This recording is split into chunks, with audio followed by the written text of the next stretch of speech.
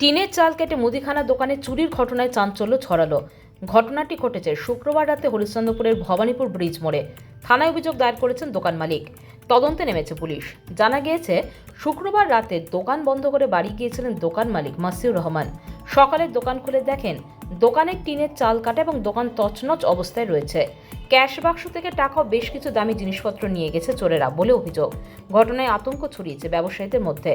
দোকান মালিক মাসিউর বলেন, 3টি দরজার তালা রড ঢুকিয়ে ভেঙে দোকান ঘরে চুরি করেছে। 25 থেকে 30 হাজার টাকাও দামি দামি জিনিসপত্র চুরি করে নিয়ে গেছে দুষ্কৃতীরা। থানায় অভিযোগ দায়ের করেছি। আমাদের খুব আতঙ্কের বিষয়, আমাদের দোকানের সামনের দিকেই থাকে সিভিক এবং পুলিশের গাড়িগুলো, তৎসত্ত্বেও এইভাবে বারংবার চুরি হচ্ছে। আমরা তো আতঙ্কে ভুগছি। এখানে বড় বড় শপিং মল গড়ে উঠেছে, আরও অন্যান্য দোকানপত্র, ভারী ভারী জিনিসপত্র এখন গড়ে উঠেছে। আগে যা ছিল ছিল, এখন তো এত দোকান শুরু হয়েছে যে একটা নজির সৃষ্টি করবে।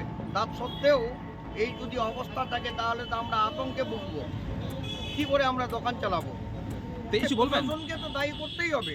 যেখানে প্রশাসনের নাকের ডগায় এই ঘটনা ঘটছে, আমার দোকানের সামনের দিকেই তো গাড়ি থাকে, তারপরে যদি এই ঘটনা ঘটে তাহলে তো আমাদের খুব দুর্বিষহ অবস্থা।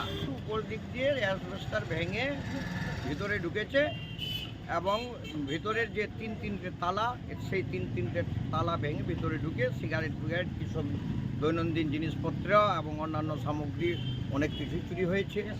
আমাদের দাবি থাকবে প্রশাসন যেন এর প্রতি সঠিক এবং সুনির্দিষ্ট দৃষ্টি দিক, যেন আমাদের সুরক্ষা হয়, আমাদের দোকানের সুরক্ষা হয় এবং তাতে জনসাধারণদেরও সুরক্ষা যেন বৃদ্ধি করা। Bureau news, Bangla Times.